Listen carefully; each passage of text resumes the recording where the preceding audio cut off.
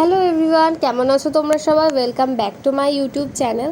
তো অনেক দিন পর একটা মিনি ব্লগ নিয়ে চলে এসেছি। তো সেদিন ছিল রথযাত্রা, মানে যেদিনকে সোজা রথ ছিল। তা আমাদের এখানে বঙ্কিমচন্দ্র চট্টোপাধ্যায়ের বাড়ির সামনে যে রাধাবল্লভ মন্দির আছে, ওখানেই মেলা হয়। এই যে এটা হলো মন্দির, আর এর সামনেই হলো বঙ্কিমচন্দ্র চট্টোপাধ্যায়ের বাড়ি।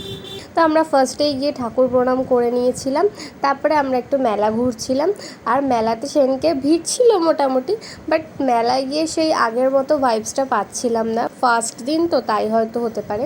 যাই হোক, মেলাতে যাওয়ার পর আমি তো টুকিটাকি কেনাকাটা শুরু করে দিয়েছি।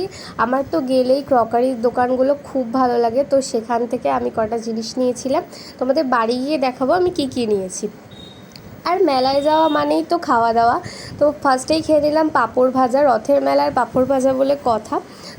আর দেখো কত সুন্দর করে ভাজছে। যাই হোক, পাঁপড় খাওয়ার পর চলে গেলাম আরও একটা দোকানে কিছু খাওয়া দাওয়া করতে। তো আমাদের এখানে সামনেই কলেজ ছিল, আরবিসি কলেজ। তো কলেজের সামনে যে পাপড়ি চাট কাকুটা বসে, তো ওনার থেকে আমি পাপড়ি চাট খেয়েছিলাম। মেলার পাপড়ি চাট আমার ঠিক ভালো লাগে না, দ্যাটস ওয়াই আমি ওখান থেকে খেয়েছিলাম। যাই হোক, তারপরে চলে গেছিলাম মোমোর দোকানে। আর এরপর টুকটাক করে অনেক কিছু খেয়ে নিয়েছি। লাস্টে খেয়েছিলাম আইসক্রিম। আর এত কিছু খাওয়ার মাঝখানে এত জল তেষ্টা পেয়েছে, তো মেলা থেকেই জল প্রোভাইড করা হচ্ছিল, তো সেটাই একটা নিয়ে টেস্ট করে দেখলাম, বেশ ভালোই।